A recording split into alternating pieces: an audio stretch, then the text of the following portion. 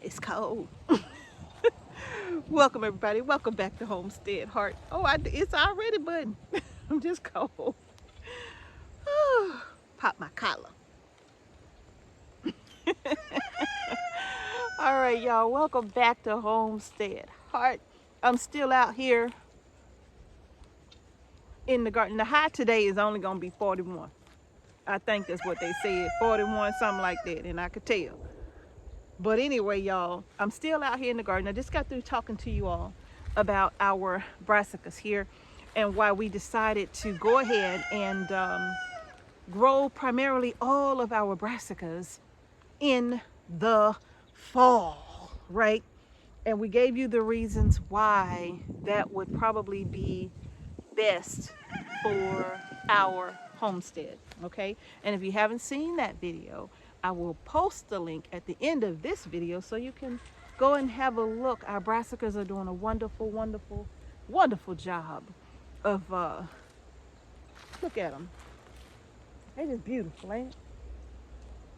They're doing a wonderful job growing in the fall, and we just love it, right? Minimal work. But in any case, this video is not about the brassicas. It's about why right now is the best time for you to start preparing. If you are new to gardening and you are ready to get started, y'all, come on, let's do it, right? If you are ready to get started, now is the time. Don't wait till next year. Don't wait till 2023, right before garden season starts, to start planning your garden and to start getting your garden space prepared. Actually, right now is the best time for that. But Mrs. H, you said it was cold outside. It is cold out here. But that's why now is the best time. Because everything is dying off, right? Because of the cooler temperatures, you know, things are getting a little brittle and a lot easier to manage, okay? And you all, quite frankly, you can take your time.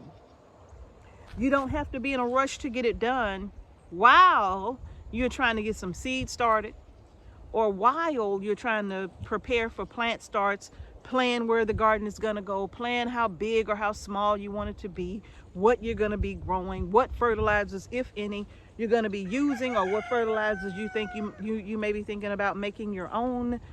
You know, what is it, all of that you can do to make that easier.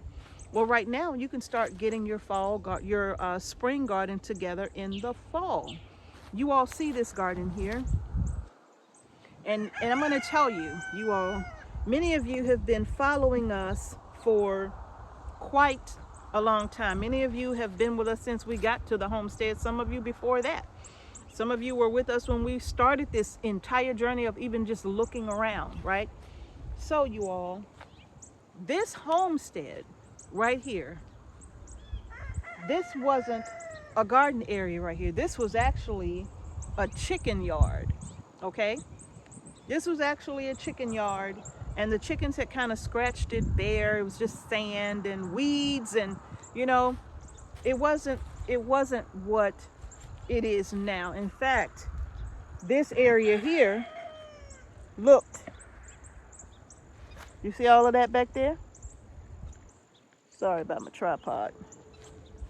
This area right here looked just like all of that back there. See all of that? That's the goldenrod dying off back here, what's left of it. And then of course some other weeds and whatnot that's been growing back there. But this area here looked just like that area, all right? And actually what we're gonna do is we're gonna start prepping a new garden area. Now, why are we prepping a new garden area? Well, number one, we want to grow more corn for us. We started off growing corn in our smaller garden over there, and we had about 6 rows or something like that, and we were able to get quite a bit of corn. We harvested it late.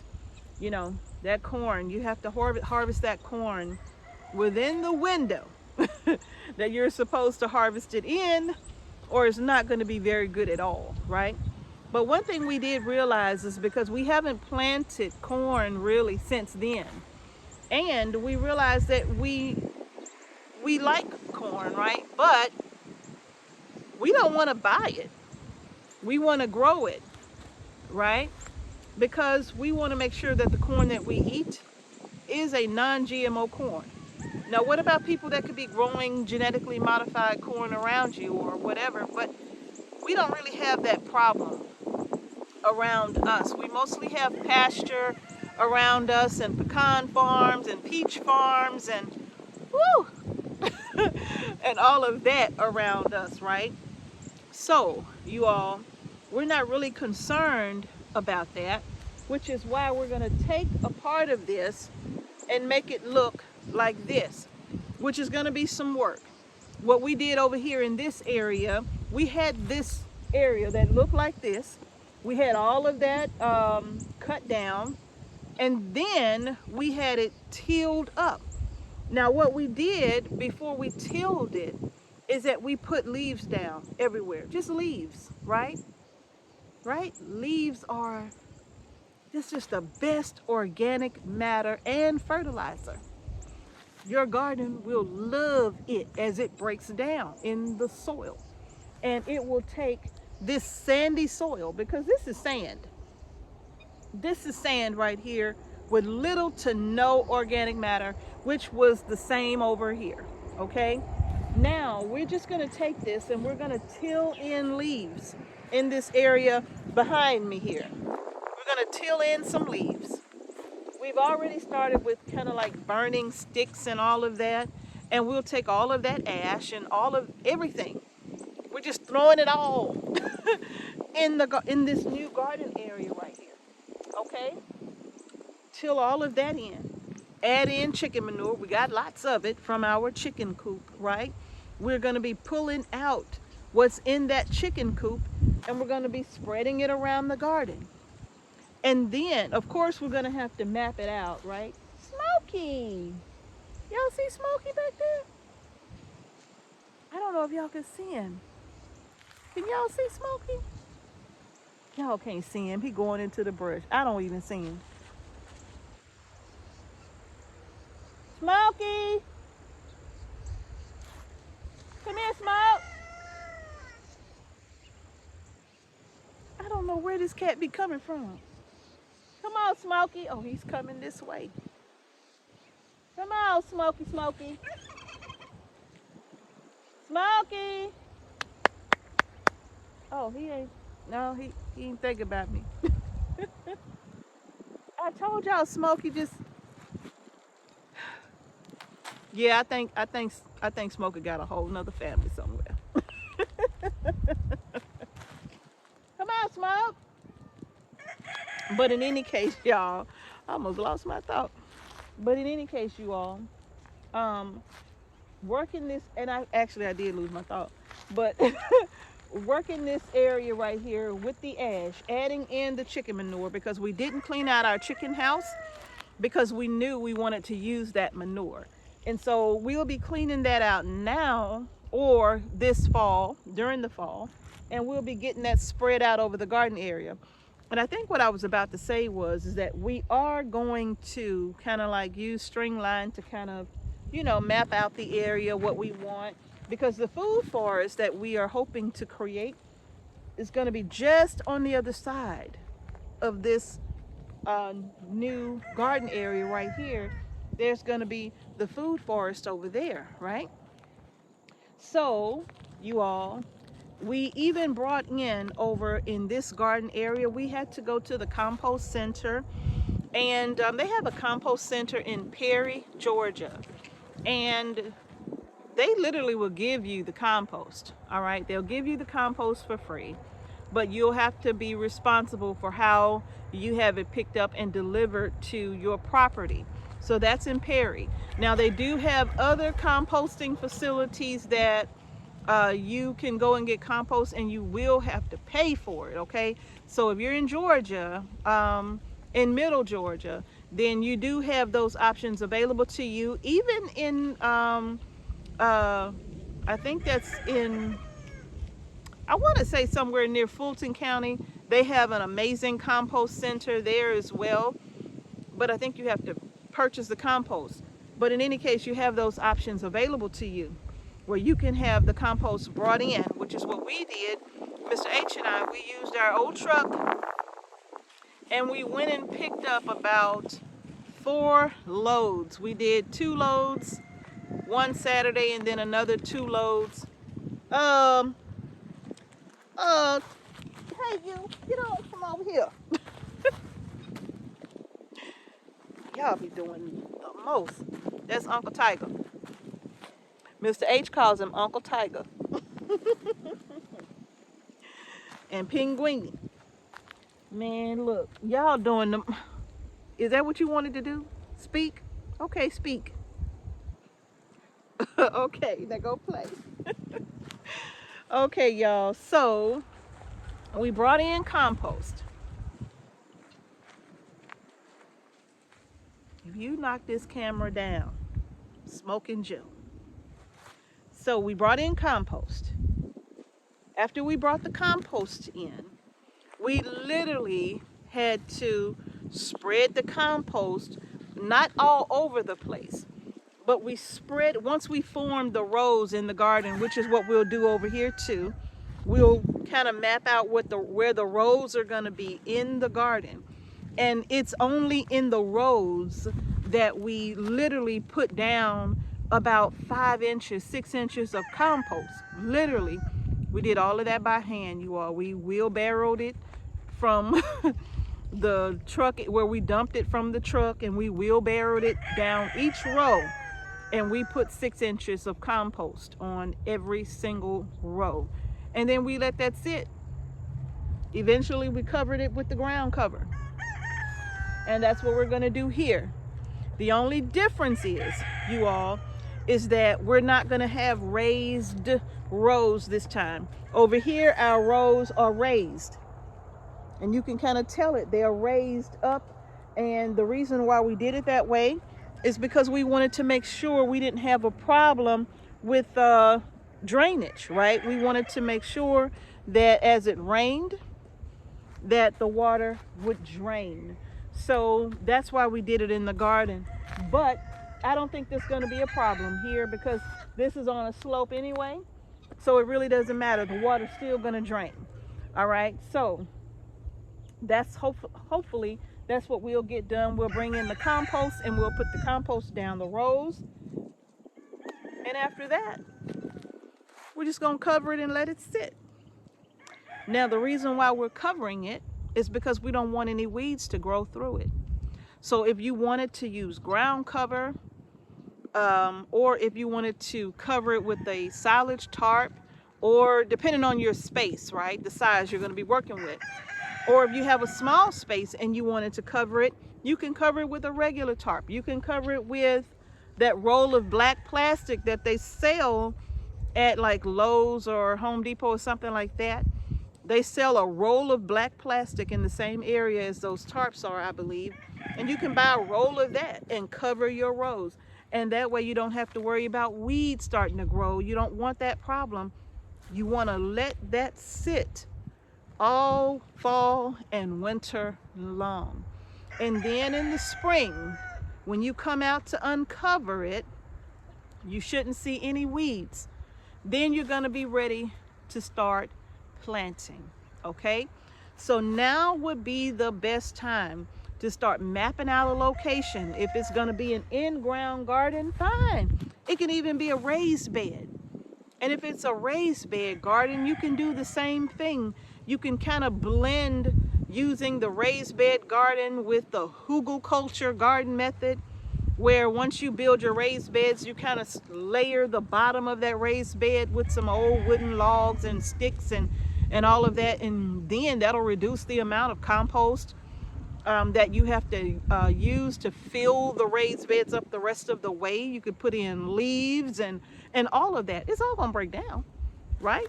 And just think about it. I mean, whatever you're gonna be planting in that raised bed, you don't really need, you won't have to use a ton of raised bed potting mix or a ton of compost to raise that level up, right?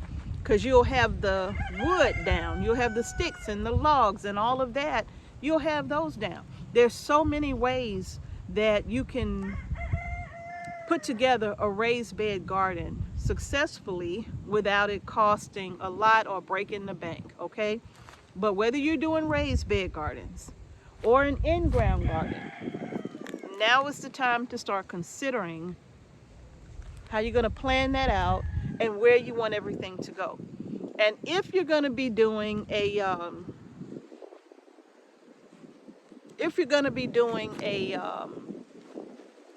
container garden, now is the time to start planning that too, because you need to decide what size containers am I going to be needing. Am I going to purchase them? Am I going to make them? Am I going to have someone to make them for me? What size containers? How many containers can I use, right? How much space do I have, and how many containers can I successfully get in the space that I have, and what can I successfully grow in containers? I'm here to tell you, you can grow a lot of things in containers. You can even grow watermelons in containers, because they have watermelons that they have a bush variety of sugar baby watermelon where the vines don't run. It's just kind of compact. You can grow watermelon. You can grow tomatoes. Of course, you know, you can grow lettuces and brassicas. You can grow squash. You can grow a lot in a container. Bell peppers, right? Hot peppers, sweet peppers. You can grow all of it in containers, all right? If you have a small space, you just want to make sure you consider that if you have a small space, staying away from crops that where you have vines that'll run 12 feet, 15 feet, 20 feet, you want to be mindful of that. But if you're going to be growing in containers, you can purchase seeds that tells you on the packet, it'll say that it's container friendly, which means that you don't have to worry about it running all over the place, and that the root system will only develop to a certain size, so you don't have to worry about it getting root bound, or you don't have to worry about the container not being able to hold whatever it is that you're going to be growing. You know, you can consider determinate tomatoes, because once they grow, they're only going to put out a certain amount of tomatoes and then they're done. And if you choose indeterminate tomatoes, well, then you want to make an indeterminate tomato is a tomato that's going to continuously produce tomatoes as long as the season will allow it. And so once you start growing an indeterminate tomato, that's a tomato, some of them can get 5-6 feet tall. So you want to make sure you got the space for that. And the container is deep enough and wide enough to support that root system. Okay, so even cucumbers, you can do a bush variety of cucumbers if you're going to be growing containers, if you're concerned about vining. All right, so you all, now is just simply the time to start mapping out your garden for 2023. Woo, that wind get to blowing. I'm telling you, it makes it feel, my ears are numb. Now is the time for y'all to start considering getting your gardens together for 2023, y'all. Don't wait till 2023. Start mapping it out, planning it out, go to work and get it done. Work on those days where the weather is not so bad, you know. And yeah, make that happen. You know, I just thought about a message that I received from an elderly person. I'm not going to say elderly. I'll just say they were in their 70s, because it depends. It depends, you know. There's a lady that we have been watching. She's a bodybuilder. I think she's like 74 or something like that years old. I don't call her elderly. She lifting more weights than me. But anyway, I'm going to do a video, and I want to speak to her and others as well who may have that same question, because it just came on my mind, and I wanted to respond to her in a comment, but I decided to do a video on it instead. So I'll be doing that video here shortly as well. All right, y'all, so that's going to do it for this video. If you haven't done so, give it a thumbs up. And please subscribe to our channel. Hit the notification bell so you don't miss any videos that we upload to our channel. I hope everybody is getting ready for the 2023 garden season. It just seems like it's coming around so fast. It's coming so fast. Whew. All right, y'all, let's go do it. Peace and blessings to each and every one of you. I'm going to see y'all in the next video.